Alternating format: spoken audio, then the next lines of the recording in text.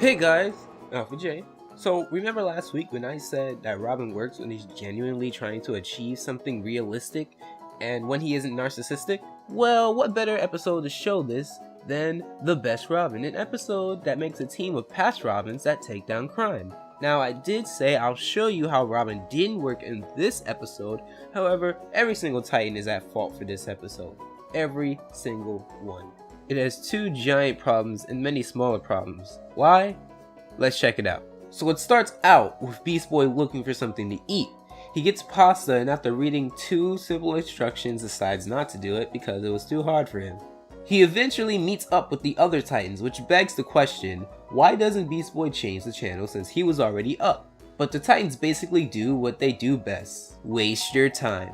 Here's what I mean, they're just the same character, they all are. I mean, you would think that calling Raven and Cyborg the same character is a stretch, but it's not.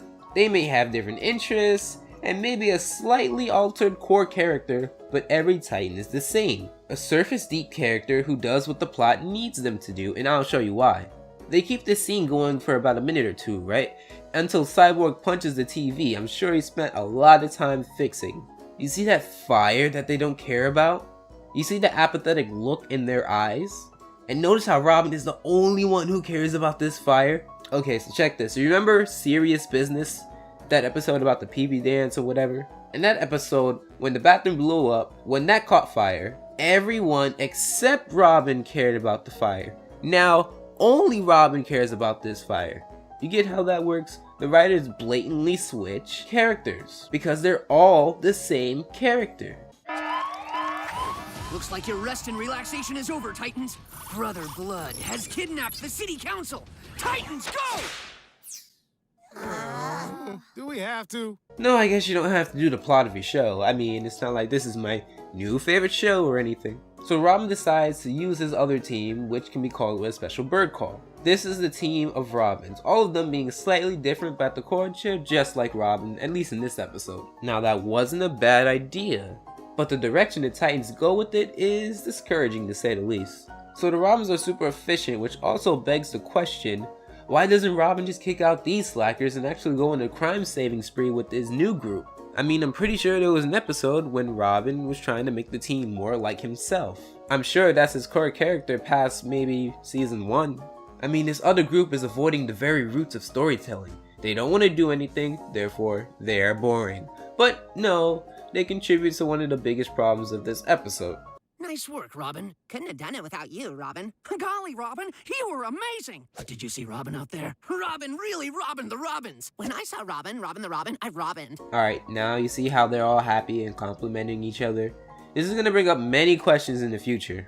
Dude, they just did our job for us. Cyborg, why do you care? I believe you just said... Do we have to? So why do you care? In fact, you should be happy. Unless, you don't like it that Robin solves crimes.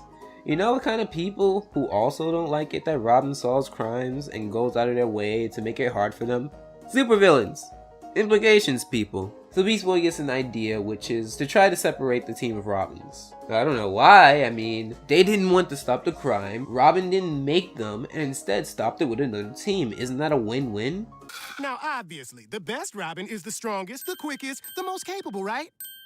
So, for instance, the Robin who could get pizza the fastest. Let me ask you guys a question. Who's the antagonist? The reason I ask this is because the antagonists in these cartoons should not only lose but receive punishments for their actions. So let's just remember, Cyborg, Beast Boy, Raven, and Starfire are all the antagonists. And let me just say, I understand if there is no outside villain, one of the Titans has to become the antagonist. I don't have a problem with that. I only have a problem with them being manipulative and lazy and not receiving any punishment for it. In fact, Cyborg is the only one who really apologizes at the end, and I'm pretty sure he's only apologizing because he got caught. It's like the old saying, always trick your friends into doing things for you and stuff. Why, yeah, yes, of course. I do recall. I remember My that dad one. used to say that. What about your grandmother who would smack the sense into people? Also, if you wanted to get other people to do your work, why didn't you just leave them alone? Why didn't you just let them fight crime? So Robin comes back to each of his Robin teammates helping the Titans while they laze around. That's it! Every Robin who is not Robin out! No! They were so helpful! This is so malicious, which begs the question on why you would ruin it by rubbing their helpfulness in Robin's face. You know Robin is narcissistic. He has a team of himself, and the one thing you want to do is rub the fact that he's the least efficient one. So now they have to fight Brother Blood, and it just made me realize this episode is going out of its way not to show any action. But you know, that's not even the part to question. You see, Robin went in to fight Brother Blood to prove that he was the best Robin. Now Robin is being narcissistic and arrogant. You see the cycle? It goes, the Titans are horrible, manipulative, and then Robin becomes violent, angry, and narcissistic, only for the Titans to be more horrible and more manipulative, and then the cycle keeps going on and on. It's the result of the writers writing mindless comedy to hide behind the backs of the It's Just a Kid Show committee to hide the fact that this is actually not a good show. I mean, yes, it is a kid's show, and many kids like it. I even like many of the earlier episodes. But you know what else is a kid's show? The Flintstones, Looney Tunes, Tom and Jerry, Scooby-Doo. And I'm gonna hold them both to the same standard. Why? Because if they're both just a kid's show, then they're both going to be held to the same standard of what a kid's show should be. The Titans are doomed, except they're not, because they can easily get out of the rope. Before you even say they have to be in the rope or else the plot is ruined, first of all, recognize this is not a plot. This is just the Titans being horrible for 12 minutes. And number two, Beast Boy proves to me that they can get out of the rope, they just don't get out of the rope because they know they're not gonna die, because they know that they're main characters in the show and that they're never gonna die.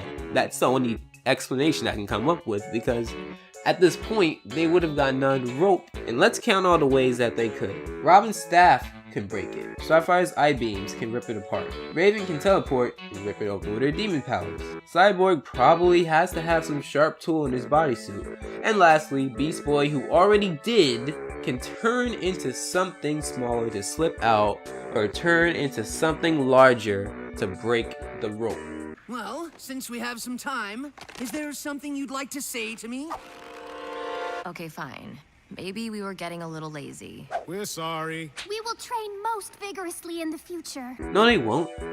They said that last time, and they're going to keep saying that. In fact, in the episode when they go all out to be spicy, Robin again is the only one who listens, and they're always apologizing to him, saying that they'll never do it again, but they always do. And they always have to, because when there is no outside villain, somebody has to be the bad guy. And if somebody's the bad guy, they have to get their punishment. That's not it, dude. It's like, gaga! Gaga! Notice how the Titans aren't complaining about being in combat, they're not being manipulative, they're not being lazy. Robin, Robin, Robin, Robin, Robin, Robin, Robin, Robin, Robin, Robin, Robins! If this is it, I just want you all to know, since these losers failed, this means I'm back in the running for Best Robin!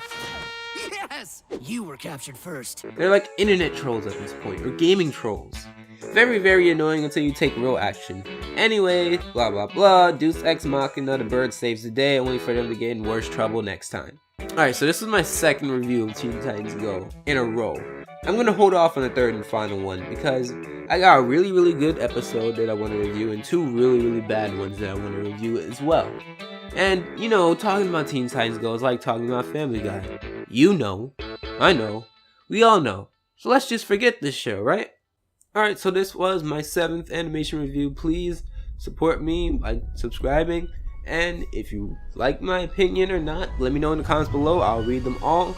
And I hope you guys are having a really good day. And Alpha out.